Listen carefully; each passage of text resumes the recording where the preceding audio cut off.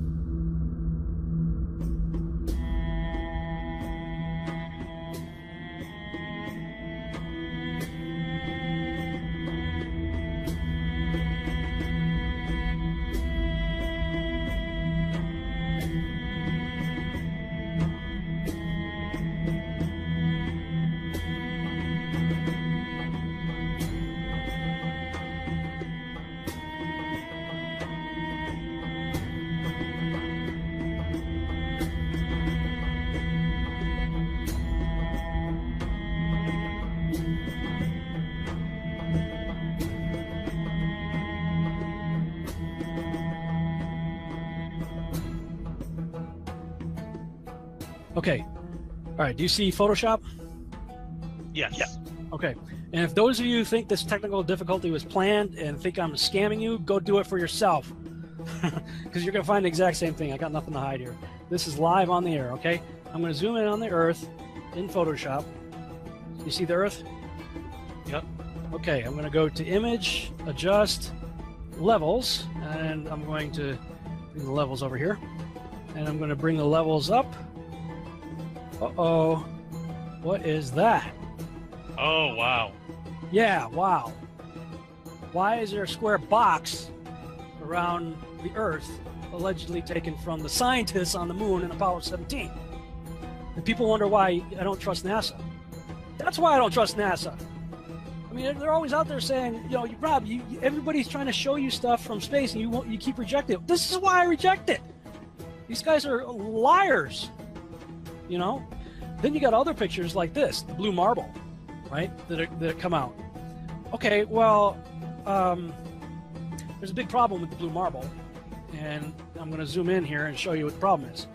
These are all composite images where they are really not very good at Photoshop because they're using the Photoshop clone tool to replicate clouds.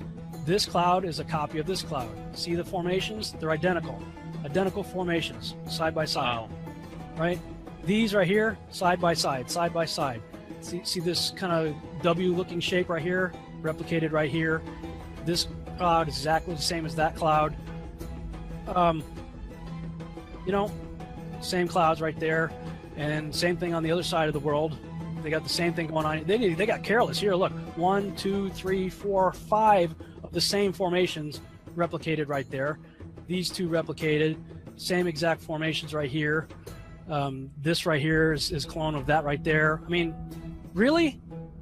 So you're telling me that we could take pictures of Jupiter and Saturn, huge, massive planets, and now we're out going to Pluto, but we don't have one legitimate picture of the Earth? Okay, so we have the picture of the Earth. Now, if you take the picture and you turn it upside down, do a 180, you can clearly see over in the top corner right here that there is a subliminal message that says sex. It's spelled out in the clouds and it's as clear as day. And if you studied any of the subliminal messages throughout history, this is classic. This is exactly how it's done. They put the word sex all throughout Disney movies, in fact. The reason why is because your subconscious reads the word sex and then it relates that image to sex, a pleasurable thing. And the conscious mind is not supposed to see it, but your subconscious mind is being programmed. Now, what I do not understand, why are there subliminal messages inside of an official photo released by NASA of the Earth? When you try and search for a picture of Earth from space, you'll find surprisingly few of them. In fact, all of them, including this one, this is from NASA, it's called the Big Blue Marble. All of them are composites. NASA will freely admit to them being composite images or CGI or Photoshop. It is Photoshopped, but it's has to be. I'm the idiot when NASA gives us pictures like this. The Earth from the moon. However, when you run it through photo forensics, it comes out like this. Clearly a fraud. They're stealing your money and showing you cartoons and CGI. Wouldn't that make a difference if it was a globe or if it was flat? Because they keep showing you cartoons of a globe. They show you CGI of a globe. They're stealing your fucking money. If it's flat, that begs the question, hey, what the hell have you been showing us this ball for all this time? What have you been doing with our money? Did you guys go to space? Is evolution actually real? Did you guys just make this shit up? See, these are the questions we need to be asking. There might be more land out there to be discovered. There might be a fucking firmament up there. We don't know. They've stolen our mind from us, and stuck us on a cartoon ball. They basically stole our minds and enslaved us by showing us a picture of a ball. Said, here's what you live on, it's a ball. And then they show us a different picture of a ball. And here's a different picture of a ball. And everyone's just like, yeah, that's the same place. It doesn't matter if the colors of the continents change. It doesn't matter if the color of the oceans change. It doesn't matter if the continents change sizes, change locations. Whenever I point out to people that the continents are changing sizes and locations, you know what they say? That's just the angle of the camera. All those pictures are taken with different cameras, and it's just the angle of the camera why they look different. The angle of the fucking camera shouldn't make the North American continent double in size.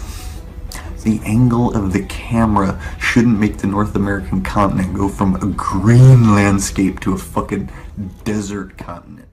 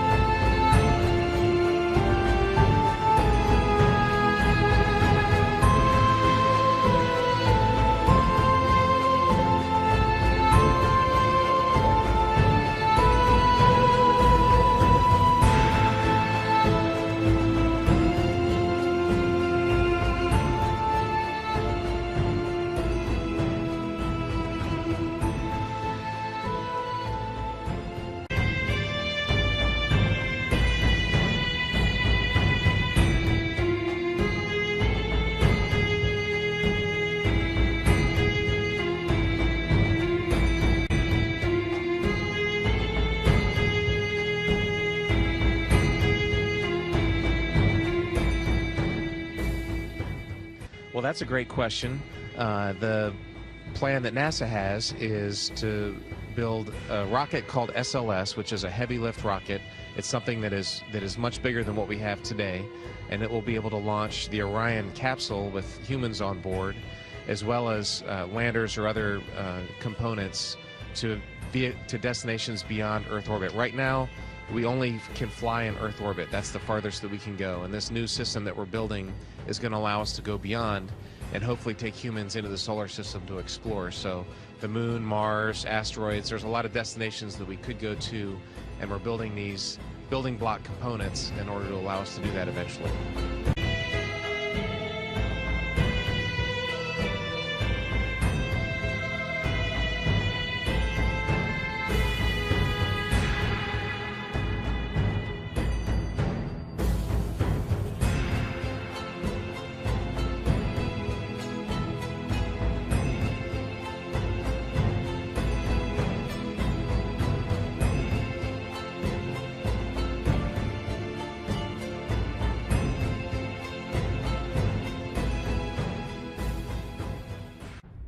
As we get further away from Earth, we'll pass through the Van Allen belts, an area of dangerous radiation. Radiation like this can harm the guidance systems, onboard computers, or other electronics on Orion. Naturally, we have to pass through this danger zone twice, once up and once back. But Orion has protection. Shielding will be put to the test as the vehicle cuts through the waves of radiation. Sensors aboard will record radiation levels for scientists to study. We must solve these challenges before we send people through this region of space.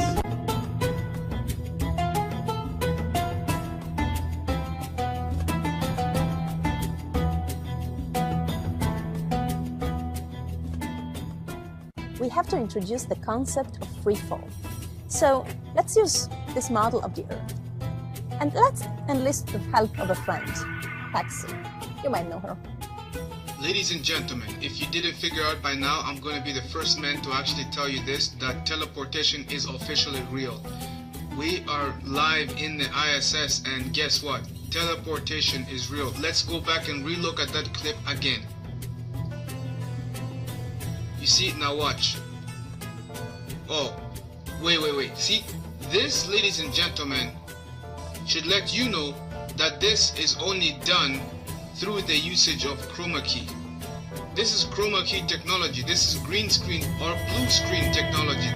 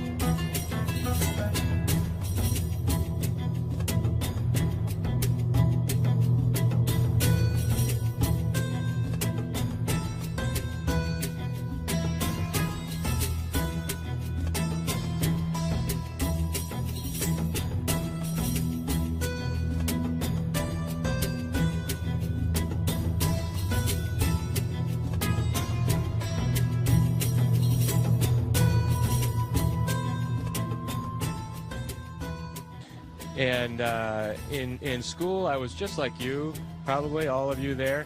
I tried my best. I didn't always succeed, didn't always do well, but I put my best effort into school. Math and science were kind of my favorite subject. I didn't really like English and reading too much, but I've since grown out of that, and I enjoy reading now. And I played a lot of sports.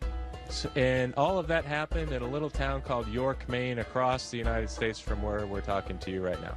As you have seen, when we are finished brushing our teeth, we can't use water to spool our mouth.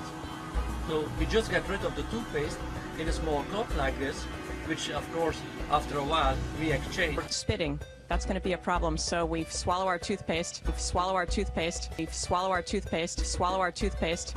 So we just get rid of the toothpaste. So water is also very dangerous on the space station because we have a lot of electricity. So we need to be very careful not to spill it.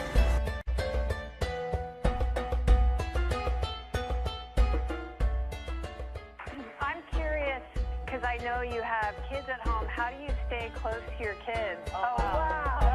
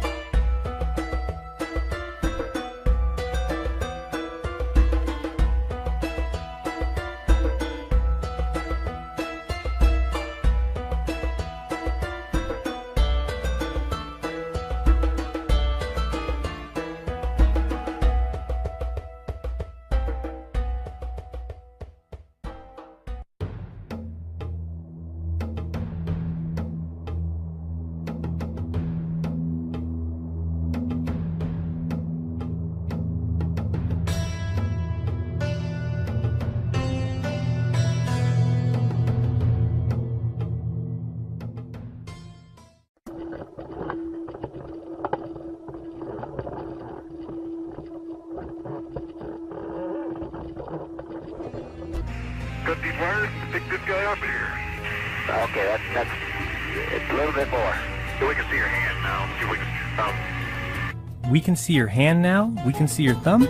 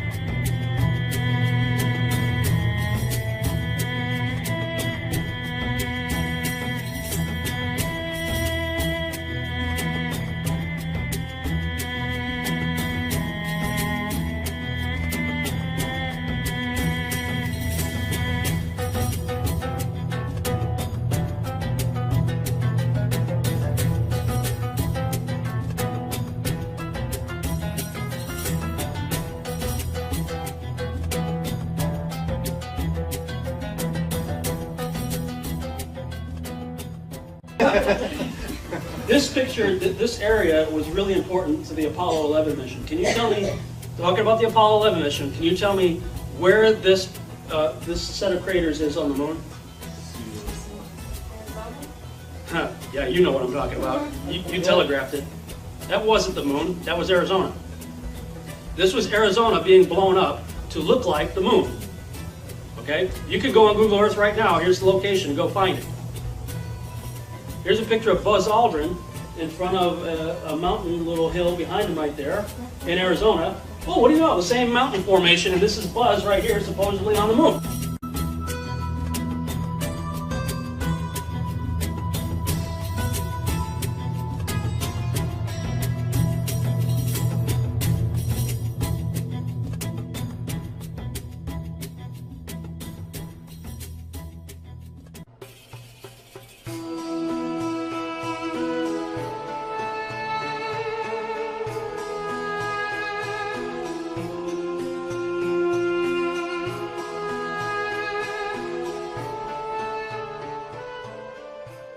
Absolutely unreal. Although it appears that the astronauts are moving in the moon's gravity, which is 1/6 that of the Earth, Percy notes that when the speed of the film is doubled, the astronauts appear to be running as if in Earth's gravity.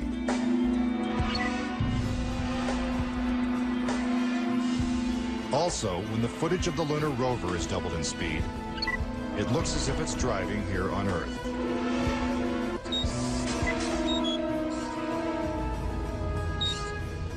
If there is no air or wind on the moon, why is this American flag waving? Lighting is a major flaw in the lunar photos. On the moon, the astronauts' only source of light was the sun. They had no extra lighting, no flashes or things like that. Yet in this photograph from Apollo 14, the shadows are cast in different directions, suggesting multiple light sources.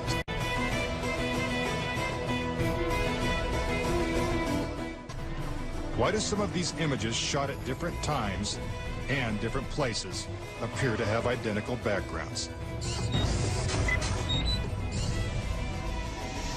These two photos seem to have the same mountain backdrop, yet the lunar module is only present in one of them. Seemingly impossible, since the LEM never moved and its base remained even after the mission. What a ride, what a ride. Some suggest the same artificial backdrop was used when shooting two entirely separate pictures.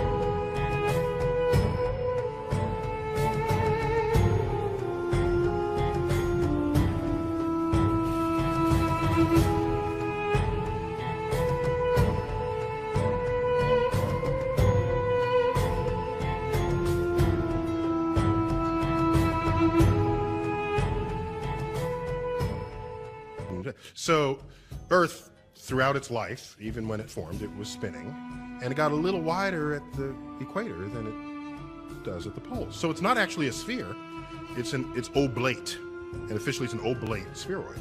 That's what we call it. But not only that, it's slightly wider below the equator than above the equator.